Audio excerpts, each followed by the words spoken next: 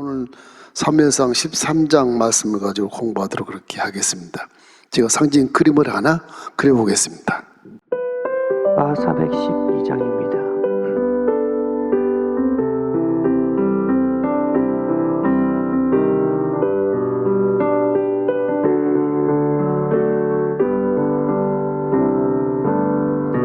내 영혼의 그 깊은 데서 맑은 가락이 울려나네. 하늘 곡조가 언제나 흘러나와 내 영혼을 고이 싸네.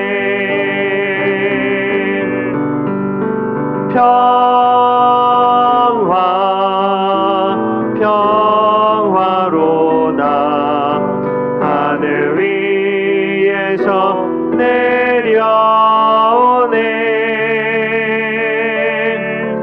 그 사랑의 물결이 영원토록 내 영혼을 덮으소서. 오늘 사무엘상 13장에 들어가면 이제 사울 왕이 공개적으로 공식적인 왕이 돼서 이제 궁전도 있고 신하도 있고 이제 군대도 소집할 수 있는 그런 권세를 갖고 이제 왕의 이 등극 후에 진짜 왕 행세를 이렇게 하게 되는 시점이에요. 그 주위에 있는 암몬 족속이나 모압 족속이나 에돔 족속이나 위에 있는 아람 족속이나 뭐 미디안 할 것 없이 전부 다 왕을 갖고 있어서 통치가 잘 돼서 군대를 다 조직 군대를 만들어서 나라를 지키게 되는 것이거든요. 근데 이스라엘은 사사시대 지나면서 계속 왕이 없고 그 신정진치로서 하나님이 지켜주시면 나라가 살고 하나님이 지키지 않으면 나라가 망하는 그런 삶을 사는 것이거든요.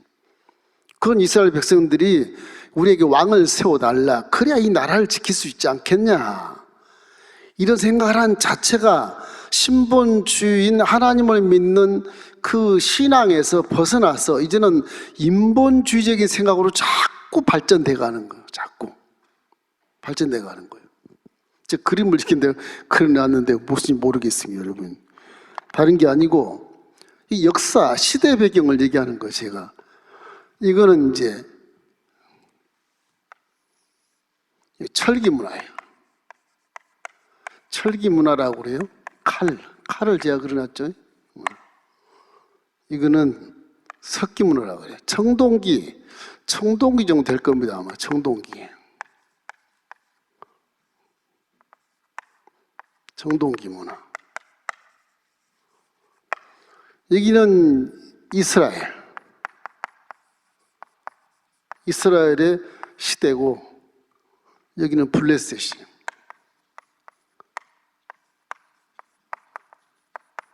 블레셋.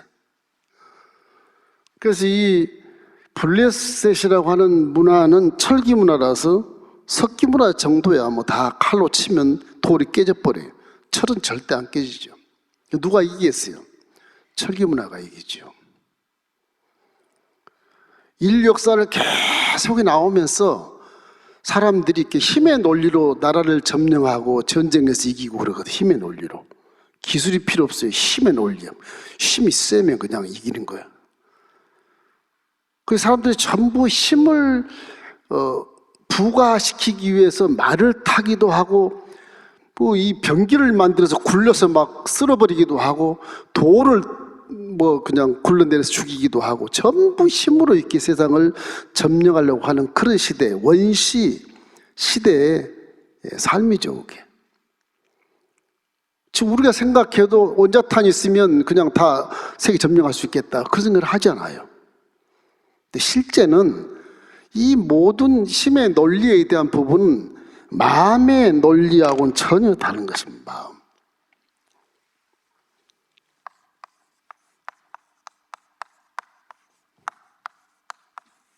이 마음의 논리, 이거를 마음의 논리와 힘의 논리를 견주어 보면 마음의 논리는 하나님이 마음을 바꿔주는 거예요. 힘의 논리는 사람이 지금 그대로 갖고 있는 것이고, 그러니 하나님과 이 사람의 논리에서 누가 이기겠어요? 이게 무기가 있어도 내 마음이 악하면 무기를 사용하지만 선함은 사용하지 않아요. 그렇잖아요.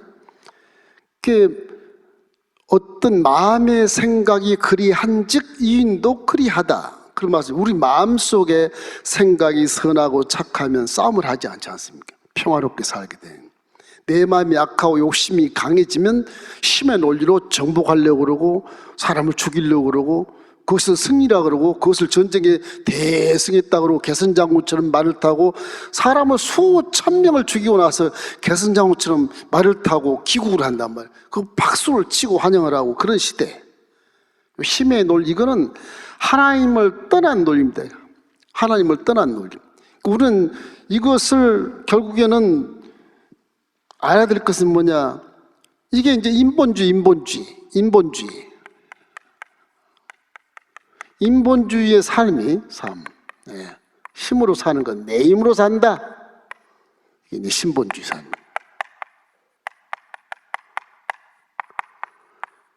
그래서 모든 인류가 이렇게 힘의 논리로 6천년 역사를 이어나오면서 사람만 많이 죽여요. 악해. 하나님을 떠난 존재는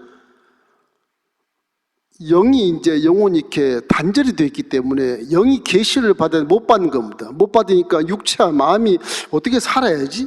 그럼 불안한 가운데서, 두려운 가운데서 항상 육체와 마음이 무엇을 먹을까, 무엇을 마실까, 무엇을 누릴까 생각하니까 천년 만년 살아야 되겠는데 곡식은 적고 먹을 건 적고 영토도 적고 그건 남이 나를 침공하는 거예요.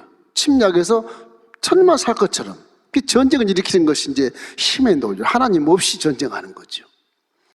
사람이 왕이라고 하는 것은 어불성설이에요. 하나님이 왕이시고 사람은 종으로서 말씀에 순종해서 그렇게 살아야 되는 것입니다. 신명기 28장 1절로 6절 말씀이 그 말씀이야. 자, 함께 읽겠습니다. 내가 내 하나님 야의 말씀을 삼가 듣고 내가 오늘 내게 명령하는 그 모든 명예를 지켜 행하면 네 하나님 야께서 너를 세계의 모든 민족 위에 뛰어나게 하실 것이라. 내가 내 하나님 야의 말씀을 청종하면 이 모든 복이 내게 임하며 내게 이르르니 성읍에서도 복을 받고 들에서도 복을 받을 것이며 내 몸의 자녀와 내 초대의 소산과 내 짐승의 새끼와 소와 양의 새끼가 복을 받을 것이며 내 광주리와 떡반죽 그릇이 복을 받을 것이며 내가 들어와도 복을 받고 나가도 복을 받을 것이니라. 하나님은 저렇게 내 몸의 소산, 가축 할 것 없이 다 복을 받는다고 그러는데 그보다 더 좋은 복이 어디가 있어요? 그게 뭐예요? 하나님을 경외하고 말씀을 청종하여 듣고 믿고 지키면 전쟁 안 해도 하나님 다 이기게 하신다. 그런 말씀이거든요. 진리 말씀이거든요. 이 말씀이 지금으로부터 3,500년 전에 기록된 말씀이에요. 3,500년 전에. 그럼에도 불구하고 하나님을 폐역하고 하나님을 모른다 하고 하나님이 없다 하고 힘의 논리로 막 싸우려고 하는 역사가 우리 인류의 6천년 역사예요. 역사의 증거가 다 피나는 기록뿐이에요. 피나는 기록뿐이에요. 하나님 형상을 닮은 사람을 죽여서 피 흘리게 하는 그런 기록뿐이라고 남는 게 하나도 없어요. 하나도 없어요. 이것이 이제 시대의 배경에서 결국 이 블레셋은 벌써 3,500년 전부터 배를 철로 만들었어요. 이 사람들 철기문화라고 점령할 수 있는 건데도 불구하고 점령을 못해. 신기하게 막 공격하면 다 죽을 것 같은데 이스라엘 백성이 다 이겨요. 몇 번 실패 안 해요. 하나님께 안 물을 때만 실패를 해. 이스라엘이 이런 그 훈련들을 한 300년이 아니고 수없이 많이 했어요. 야훼가 이기게 해준 전쟁을 엄청 많이 겪은 민족이거든요. 그런데도 불구하고 자꾸 이런 생각을 하는 거예요. 우리는 석기문화니까 다 죽었다. 이 사울 왕이 2년 됐을 때도 이스라엘 백성들에게 삽이나 괭이나 이런 철을 다 빼앗아 갔었어요. 블레셋이. 안 하면 죽여버리니까 전부 두려워 떨어요. 블레셋만 오면 다 숨어 굴 속에. 전쟁하라 그러면 괭이 들고 삽 들고 그러고 온다니까. 그 철기를 다룰 수 없는 그런 문명이 뒤떨어진 그런 이스라엘이 결국 어떻게 지금까지 존재하고 있느냐? 하나님의 은혜라고 하는 것. 그래서 인생은 하나님이 인생의 생사복을 주관하신 것이기 때문에 세상이 첨단으로 바뀌든 뭐 엄청난 그런 뭐 복으로 바뀌든 상관없이 하나님을 첫째로 믿어야 된다. 할렐루야. 하나님을 믿어야 인생은 인생답게 사는 거예요. 예수는 계산하지 말고 하나님을 잘 믿으십시오. 이것이 이제 시대의 배경이 나온 얘기입니다. 그래서 이스라엘은 농기구로 전쟁을 했다고 해서 본문에 보면 20절로 22절에 있어요. 13장 20절로 22절 우리 함께 읽어볼까요? 온 이스라엘 사람들이 각기 보습이나 삽이나 도끼나 괭이를 버리려면 블레셋 사람들에게로 내려갔었는데 그들이 괭이나 삽이나 쇠스랑이나 도끼나 채찍이 무딜 때 그리하였으므로 싸우는 날에 사울과 요나단과 함께 한 백성의 손에는 칼이나 창이 없고 오직 사울과 그 아들 요나단에게만 있었더라. 이런 좋은 칼은 사울 왕하고 아들 요나단에게만 딱 칼이 있어요. 그 정도로 철기 문화가 이렇게 발전 안 됐을 때란 말이에요. 블레셋은 더 칼 들고 다니는데 나머지는 다 석기 문화예요. 돌로 만든 칼 이런 것들이에요. 칼하고 강철 칼하고 치면 돌이 깨져버려. 이런 시대에 살기 때문에 어떻게 이게 이스라엘이 이기겠어? 이스라엘 이길 수가 없거든요. 없어. 결국은 하나님이 이기게 하신 거라는 증명을 해주는 거죠.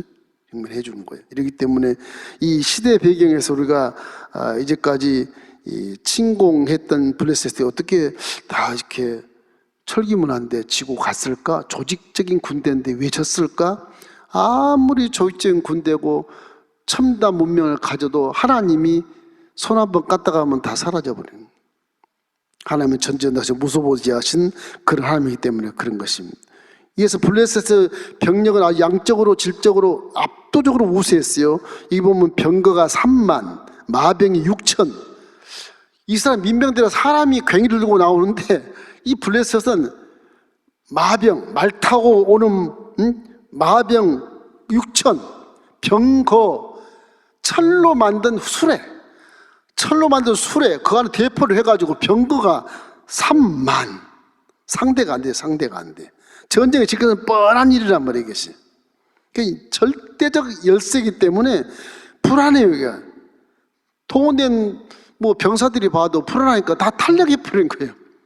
길갈로 모여라 그렇게 했는데 오다가 다 요단강 건너가지고 탈령을 해요. 이 성경에 보면 그래요. 이게 믹마스에 이제 블레셋이 있거든. 블레셋이 여기 있어요. 그건 길갈에서 이제 진을 쳐요. 사울 왕이 길갈에서 진을.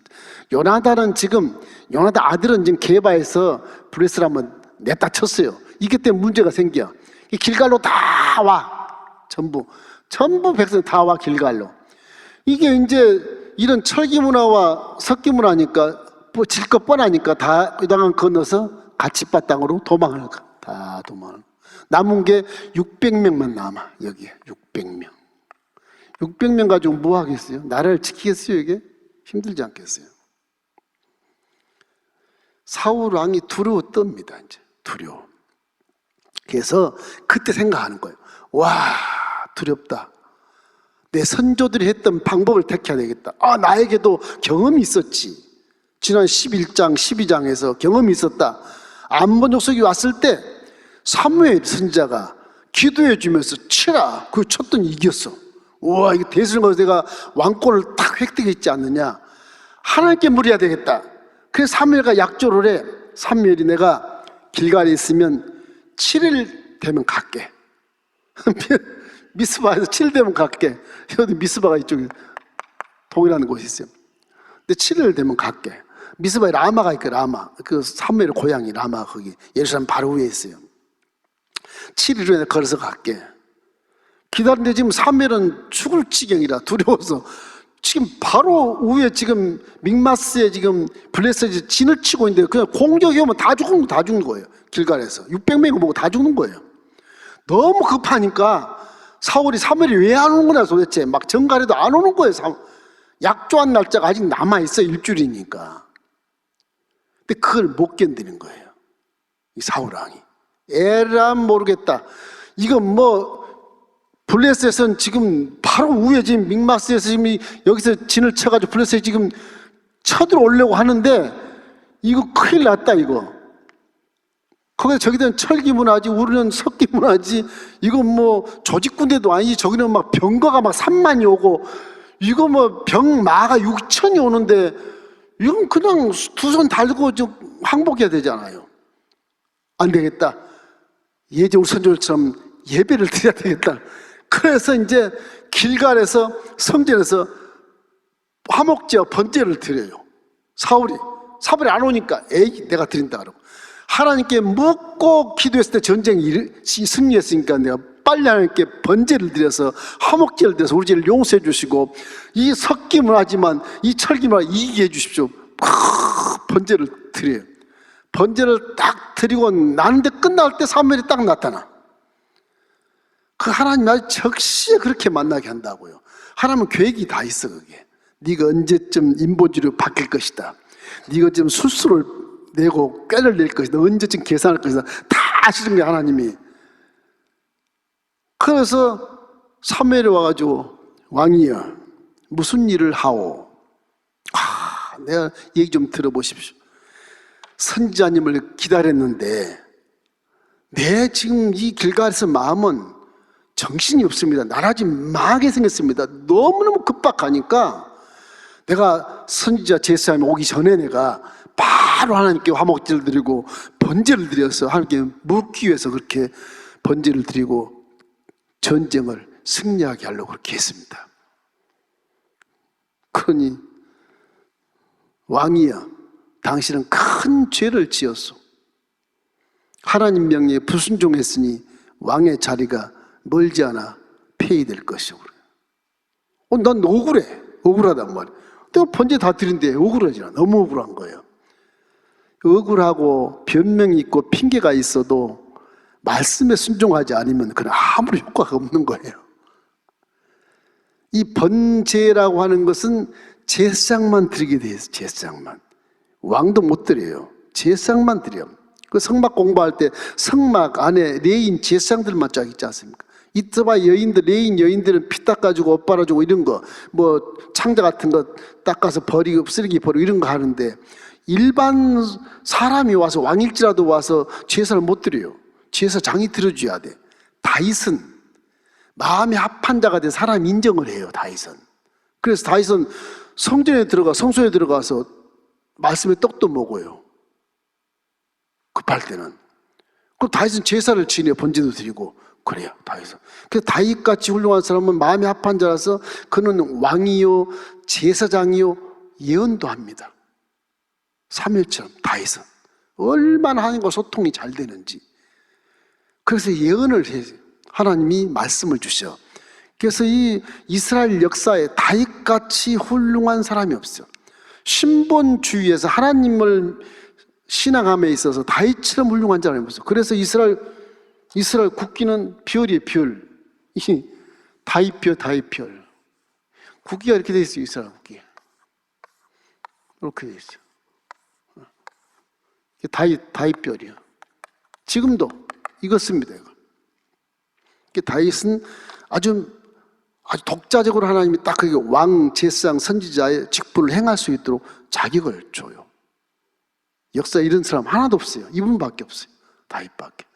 다윗의 별. 그래서 다윗의 가문 속에서 예수 그리스도가 나타나는 거죠. 성경은 이렇게 예언과 성취 속에 미래의 것이 다 줄잡아 쭉 이렇게 명확하게 선이 그어져 있어요. 이렇게요.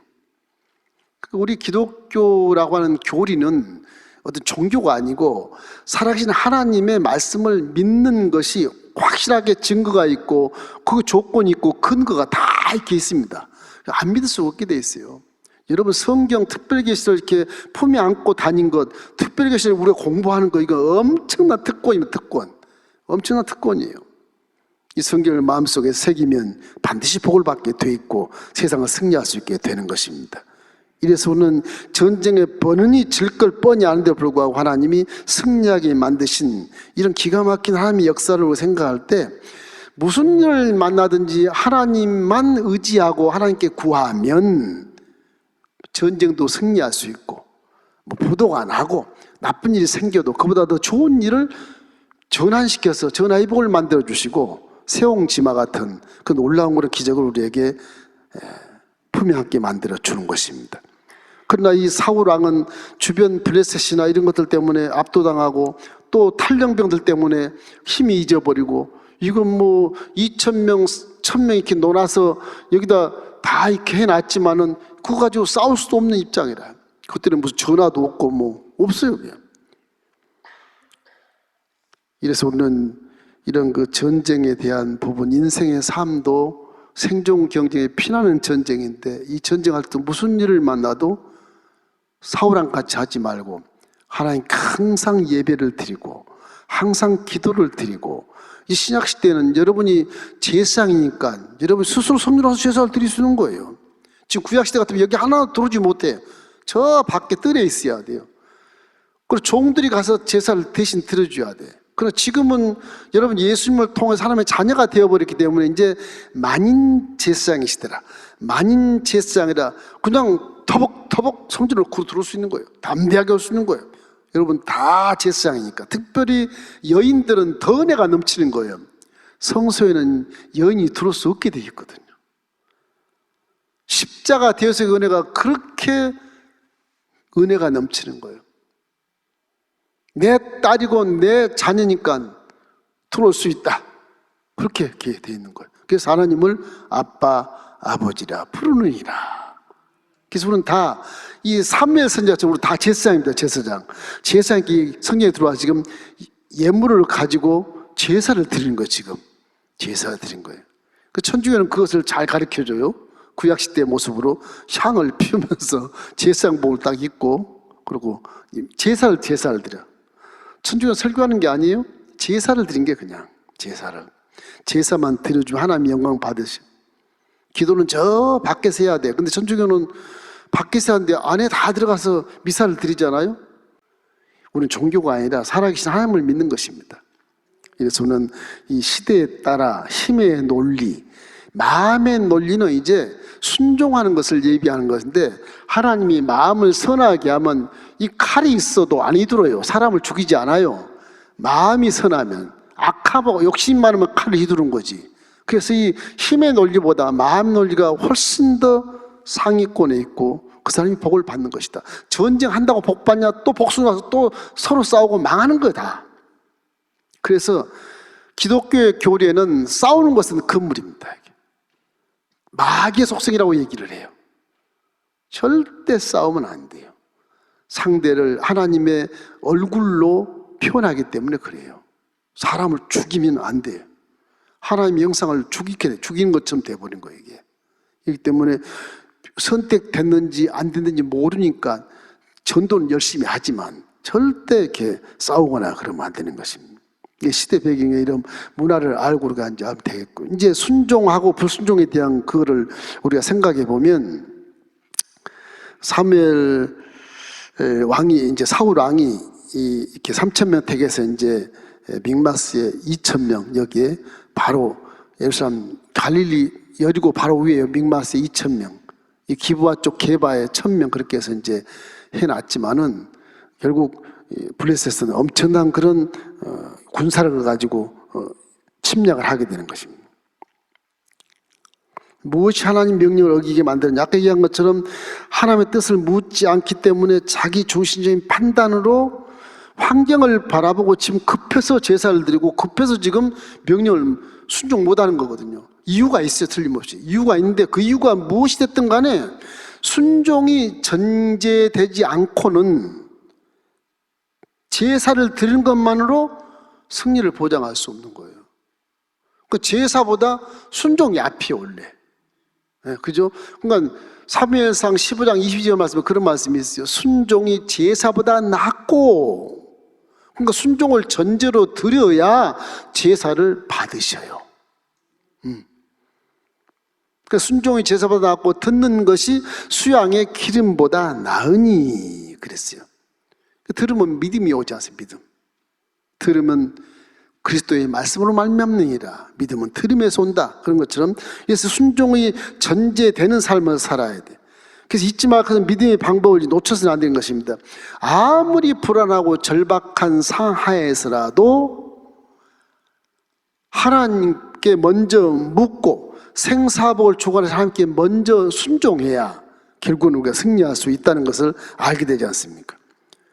이 사울은 이 두려움이 불순종을 하도록 만들었다고 생각을 하는 거지요. 그러니까 사무엘 선지자에게 나 이유가 있습니다. 이 번제가 늦으면 백성이 다 멸망할 것이고 블레셋이 금방 2km도 안 되는데 저 길갈로 뭐 달려올 건데 어떡합니까 이거를. 당신은 빨리 안 오고 당신이 빨리 안 오는 게 문제가 아니요? 이렇게 질문할 수 있는데 사무엘은 약속한 그 시간에 딱 오는 거예요.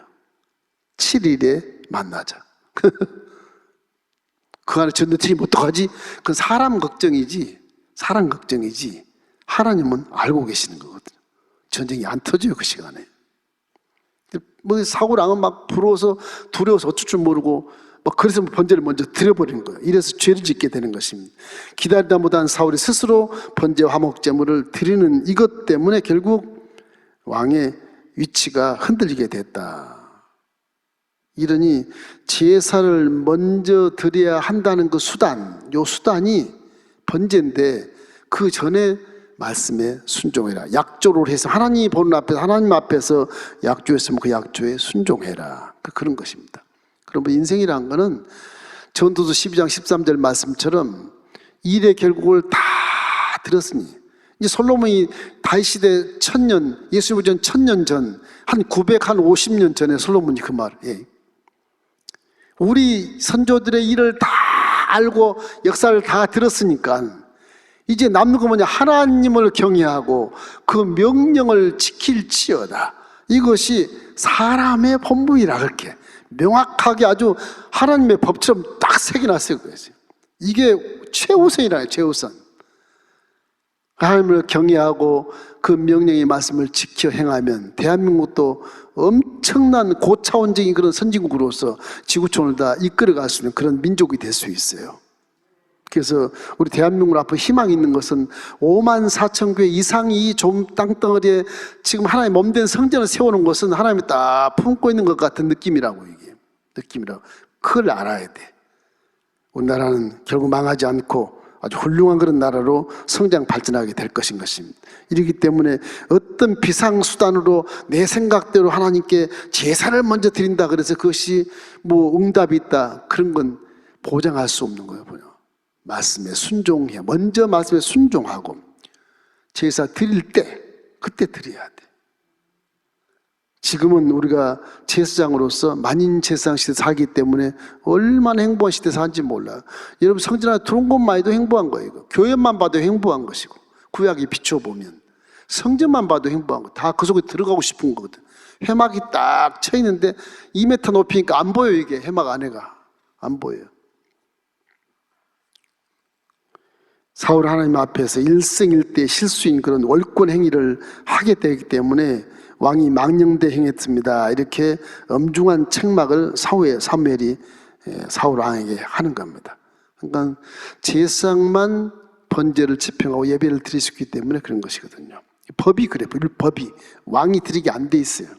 신약 때 우리는 누구나 다 예수를 믿으면 만인 제사장으로 인정을 받고 왕 같은 제사장이 됐기 때문에 결국 교회는 마음대로 들어올 수 있습니다. 마음대로 들어와서 이 지성소와 성소 사이에 천이 다 회막이 없었으니까, 휘장이 없었으니까 서로 보고 말씀을 서로 듣고 하나님을 바라볼 수 있는 기분으로 예배를 드리면 여러분 영안을 열어서 천사도 보이게 하고 가끔 그렇지 않습니까? 그런 얘기 많이 듣는데 천사도 보게 하고 강단에 서 있는 목사님이 하나님으로 보이기도 하고 그런 그 은혜를 베풀어 주는 것이거든요. 얼마나 감사해요. 이렇기 때문에 이 잘못된 하나로 왕권이 단절되는 벌을 받게 된 이 사울 왕, 참 불쌍해요. 그렇게 멋있게 생기고 사무엘보다 어깨 위만큼 큰 사람인데, 사무엘은 사울 왕의 어깨밖에 안 가요. 그 정도 이렇게 크고 준수하고 잘생긴 그런 왕을 일대왕으로 세웠는데, 그 일대왕이 이 말씀에 순종하지 못함으로 이스라엘 전체 이끌어감에 있어서 이 장애를 가져오는 거야. 결국 사무엘의 입술에 하는 말은 하나님의 말씀이기 때문에 그대로 돼버립니다. 이게 사무엘이 선지자로서 그냥 말을 하지 않아요. 그냥 말을 하잖아. 마음속에서는 이 말 내가 안 해야 되는데 하는데도 하나님의 말씀에 불순종이기 때문에 왕의 위가 길지 않다. 이게 딱 정제가 돼버리는 거예요. 그 말씀이 그대로 하나님 말씀이라 그대로 되는 거예요. 그걸 이제 자기를 살기 위해서 다윗을 죽이려고 애쓰는 그 사랑의 모습을 또 볼 수 있잖아요. 그것을 교만이라고 하기도 하고 그걸 인본주의라고 하기도 하지만은 그게 결국은 끝에 가서는 사울 왕이 망하지 않습니까? 그래서 하나님 말씀에 순종해야 한다는 것을 우리가 알게 되는 것입니다. 이렇기 때문에 우리가 뉘우치고 반성하고 돌이켜서 항상 무슨 일 만날 때마다 이 일이 왜 내 앞에 허락된 일이지? 그러면서 돌아서서 눈을 감고 기도하셔야 돼. 여기서 뭔가 깨달아야 돼. 내가 왜 오늘 이 사람을 만났지? 그것도 깨달아야 돼. 뉘우치고 반성하고 성찰해서 돌이켜서 하나님 뜻에, 하나님 말씀에 순종만 해버리면 그 사람 인생은 영혼이 잘된 같이 범사가 잘 될 수밖에 없고, 안 될 것 같아도 잘 될 수밖에 없는 거예요. 하나님 말씀에 순종하기 때문에. 그렇게 믿음을 잘 지켜야 되는 것입니다. 항상 우리 마음속에 이 인본주의와 교만을 버리고 욕심을 먼저 오는 것이지만 이 욕심 때문에 자꾸 그런 게 오는 거거든요. 체면의식이 오게 되고, 여러분 욕심을 버리고 교만을 버리고 하나님 말씀에 절대 순종하기를 주의 이름으로 축원합니다. 이스라엘 그래서 수천 역사 이런 역사를 지나오면서 이제 우리에게 깨닫는 건 전부 이런 논리예요. 힘으로 살라 그러지 말고 하나님 모시고 살아라. 계속 그런 논리예요. 이 논리를 계속 역사적으로 수천 년 이렇게 훈련을 시키는데도 불구하고 후손들이 왕이 되면 또 교만하고 그러시거든. 역적이 생기고 반란이 일어나고 마귀에게 또 가서 묻고 신기한 일들이 많이 일어나요. 안 되니까.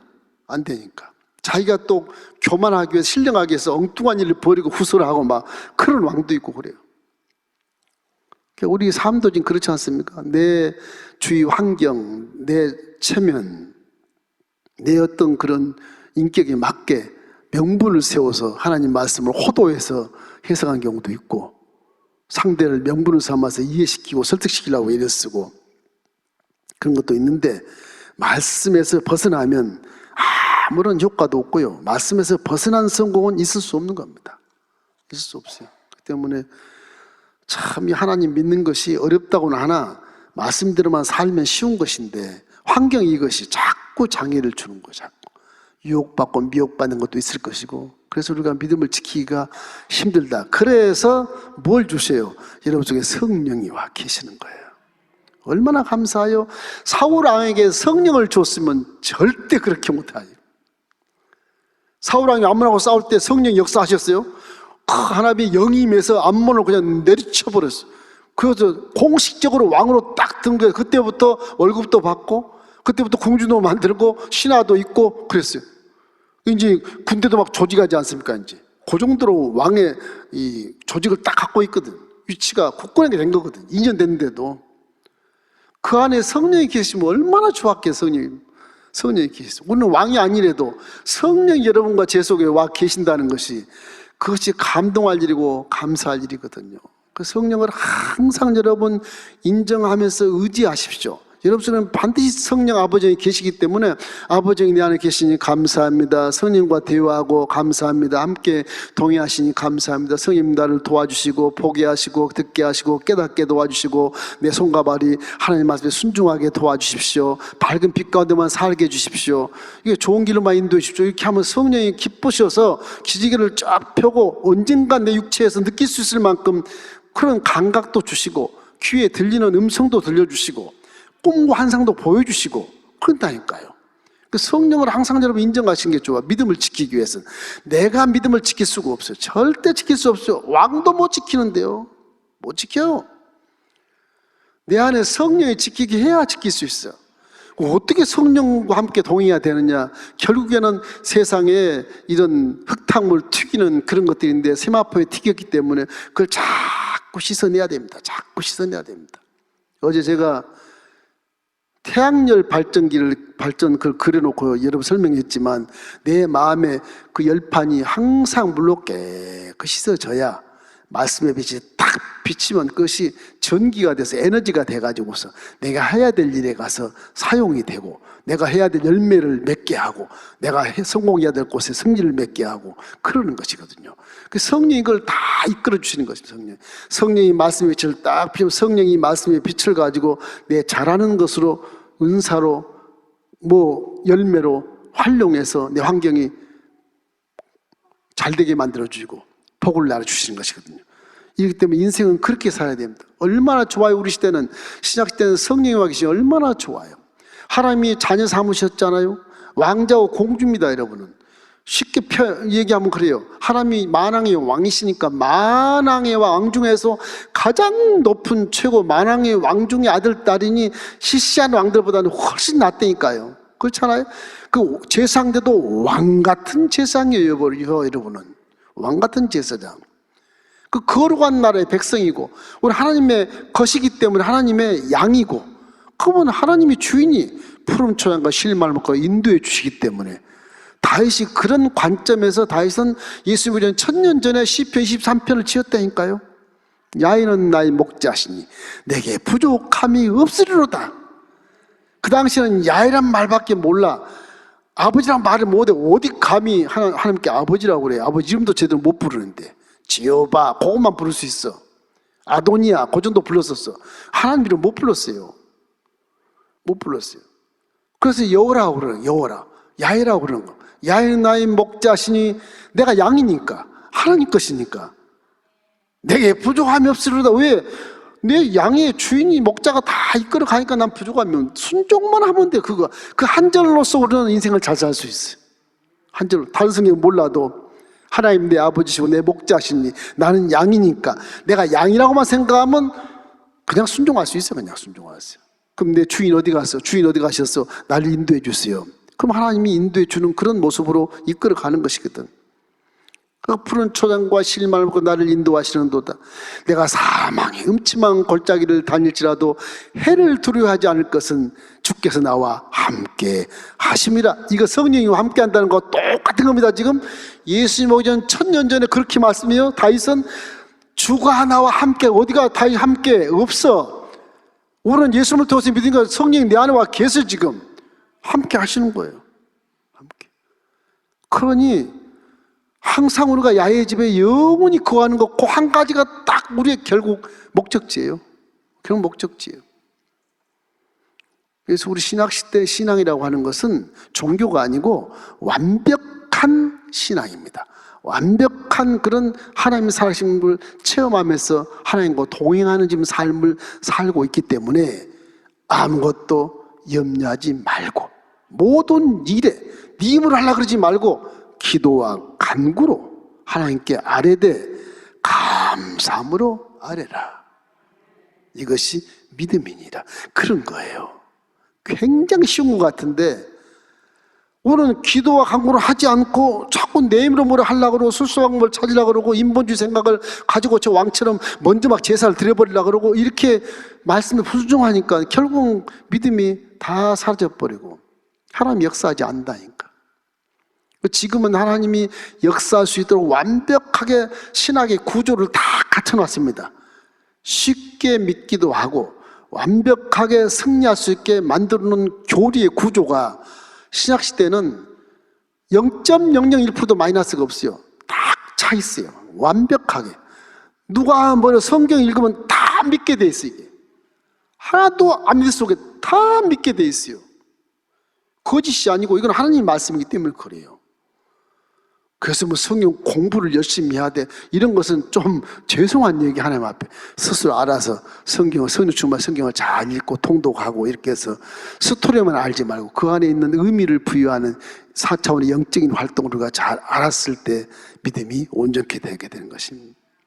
너무 애석하잖아요. 너무 안타깝잖아요. 이렇게 예쁘고 정말 미남이시고 키도 크고 훤칠한 그 사울왕이 불순종 때문에 왕에서 내려와야 되는 이 기가 막힌 현실이 한 가지 때문에 얼마나 큰 실수예요 이게.